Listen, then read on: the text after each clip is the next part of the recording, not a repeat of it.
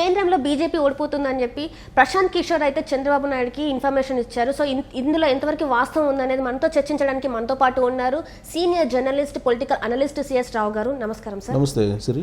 Sir, ఇప్పుడు నడుస్తున్న చర్చ ఏంటంటే కేంద్రంలో బీజేపీ ఓడిపోతుందని చెప్పేసి ప్రశాంత్ కిషోర్ గారు మన చంద్రబాబు నాయుడు గారికి ఒక ఇన్ఫర్మేషన్ అయితే ఇచ్చారని చెప్పేసి సమాచారం. సో ఇది నిజమే అంటారా సార్? ఒకటేందంటే చంద్రబాబు నాయుడు ప్రశాంత్ కిషోర్ కలిశారు.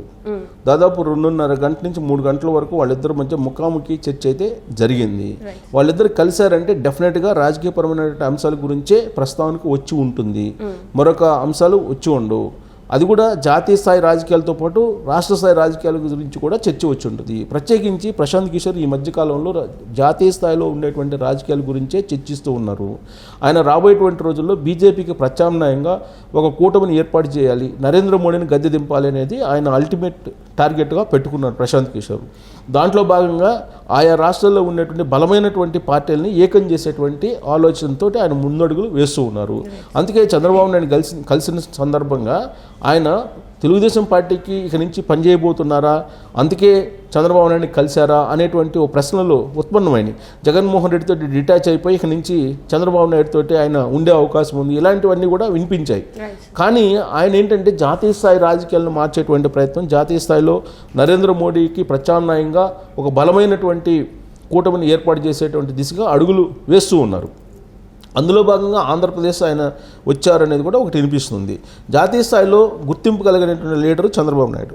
గతంలో అనేక సందర్భాల్లో నేషనల్ ఫ్రంట్ కానీ, యునైటెడ్ ఫ్రంట్ కానీ, తర్వాత ఎన్డీఏని నడిపించినటువంటి అనుభవం కానీ చంద్రబాబు నాయుడుకి ఉంది. సో బహుశా నేను అనుకోవటం జాతీయ స్థాయిలో అందరినీ కూడగట్టేటువంటి ప్రయత్నంలో భాగంగా చంద్రబాబు నాయుడిని కలవడానికి వచ్చారా అని అంటే ఆయన చెప్పింది కూడా అదే.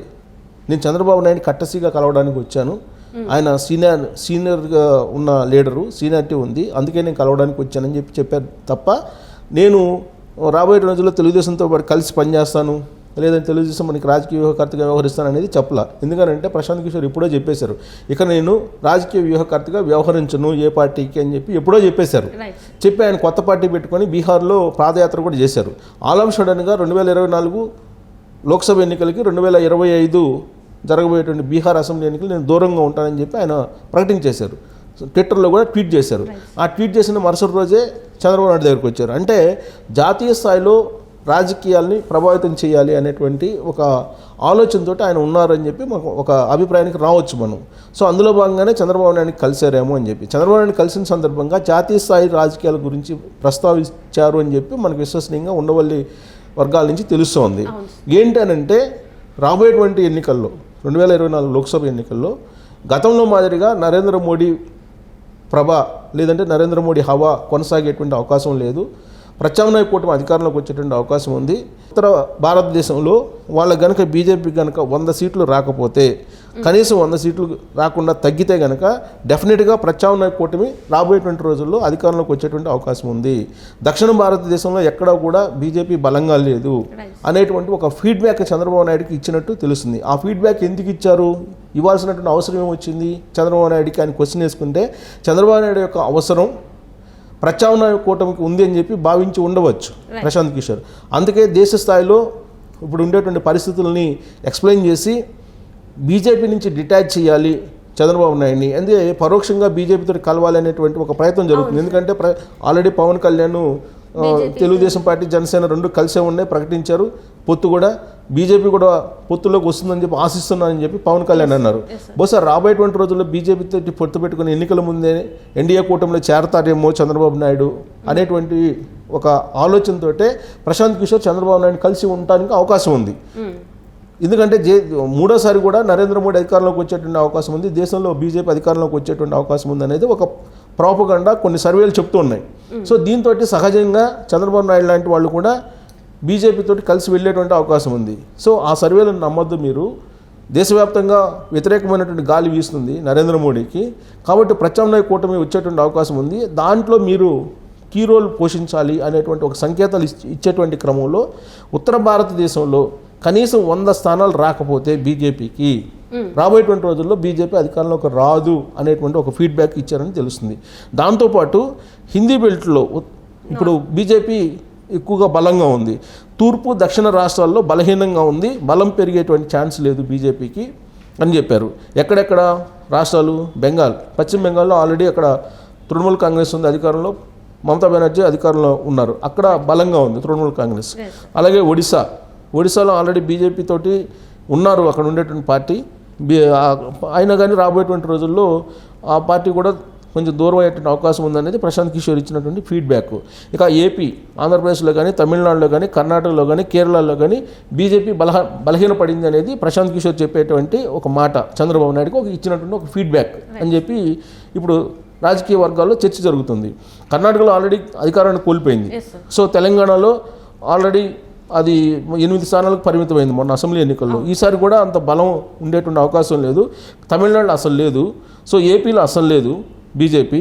సో బెంగాలు, పశ్చిమ బెంగాల్, ఒరిస్సా, ఏపీ, తమిళనాడు, కర్ణాటక, కేరళ ఈ రాష్ట్రాల్లో బీజేపీ చాలా బలహీనంగా ఉంది.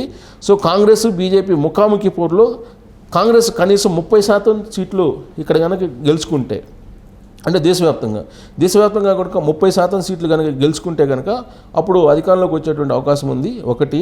రెండు ఏంటంటే రాజస్థాను, ఛత్తీస్గఢ్, మధ్యప్రదేశ్, ఇక్కడ మహారాష్ట్రలో ఈ 4 రాష్ట్రాల్లో కనుక కాంగ్రెస్ పార్టీ కొంచెం బలం పుంజుకున్నా కానీ కాంగ్రెస్ పార్టీ అధికారంలోకి వచ్చేటువంటి అవకాశం ఉంది.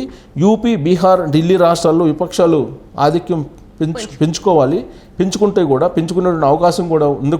ఇప్పుడు ఆల్రెడీ యూపీలో బీజేపీ అధికారంలో ఉంది, యోగి ఆదిత్యనాథ్ సీఎం. కానీ లోక్సభ ఎన్నికలకు వచ్చేటప్పటికి ఈక్వేషన్ మారిపోయేటువంటి అవకాశం ఉంది. అక్కడ సమాజ్వాదీ పార్టీ ఆల్రెడీ ఇండియా కూటమిలో ఉంది. కాబట్టి ఈ పరిణామాలన్నింటినీ కూడా ఎక్స్ప్లెయిన్ చేశారు ఆయన. ఈ పరిణామాలన్నీ ఎక్స్ప్లెయిన్ చేసి రాబోయేటువంటి రోజుల్లో మోడీకి వ్యతిరేకమైనటువంటి గాలి వీస్తుంది, మీరు గమనించండి, మీరు తొందరపడి బీజేపీ తోటి వెళ్ళొద్దు అనేటువంటి ఒక హింట్ ఇస్తూ ఈ రాష్ట్రాల్లో ఉండేటువంటి పరిస్థితిని చెప్తున్నారు. ఇప్పుడు ఇటీవల కాలంలో జరిగినట్టు 5 రాష్ట్రాల ఎన్నికల్లో బీజేపీ హవా కొనసాగింది. రాజస్థాన్ కానీ, మధ్యప్రదేశ్ కానీ, ఛత్తీస్గఢ్ కానీ, అలాగే మిజోరాంలో ఆల్రెడీ సంకీర్ణ ప్రభుత్వం వచ్చింది అనుకోండి. మిజోరాంలో ఈ 3 రాష్ట్రాలు ప్రధానంగా ఇంపార్టెంట్, మధ్యప్రదేశ్, రాజస్థాన్, ఛత్తీస్గఢ్. ఈ 3 రాష్ట్రాల్లో అసెంబ్లీలో వచ్చినప్పటికీ కూడా లోక్సభ ఎన్నికలు వచ్చేటప్పటికి కాంగ్రెస్ పార్టీ వైపు మళ్ళేటువంటి అవకాశం ఉంది. కొంచెం పెంచుకుంటే కనుక ఓట్ బ్యాంకు కంపేర్ చేస్తే కనుక కాంగ్రెస్ పార్టీకి గౌరవప్రదమైనటువంటి ఓట్ బ్యాంక్ వచ్చింది ఈ 3 రాష్ట్రాల్లో కూడా. లోక్సభలో ఇంకొంచెం పెంచుకుంటే కనుక ఎంపీ స్థానాలు ఎక్కువ వచ్చేటువంటి అవకాశం ఉంది అని చెప్పి వాళ్ళు దేశవ్యాప్తంగా 30% సీట్లను సంపాదించుకున్నా కానీ కాంగ్రెస్ పార్టీ మిగిలినటువంటి పక్షాలతో కలుపుకొని ఇండియా కూటమి అధికారంలోకి వచ్చేటువంటి అవకాశం ఉంది అనేది ఆయన ఇచ్చినటువంటి ఫీడ్బ్యాక్. సో దక్షిణ భారతదేశంలో కొంచెం ఇంకా బాగా పుంజుకుంటే కనుక ఇంకా లాభం జరిగేటువంటి అవకాశం ఉంది కాంగ్రెస్ పార్టీకి. ఎట్టి పరిస్థితుల్లో దక్షిణ భారతదేశంలో బీజేపీకి ఒక్క సీటు కూడా పెరిగేటువంటి అవకాశం లేదు గతం కంటే కూడా అనేది ఆయన ఇచ్చినటువంటి ఫీడ్బ్యాక్.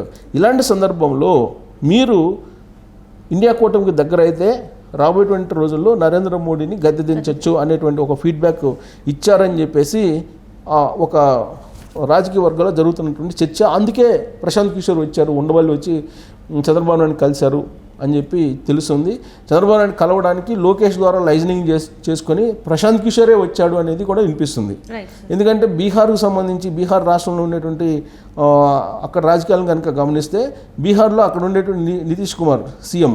సో నితీష్ కుమార్కి చంద్రబాబు నాయుడుకి మంచి సన్నిహితమైనటువంటి సంబంధాలు ఉన్నాయి.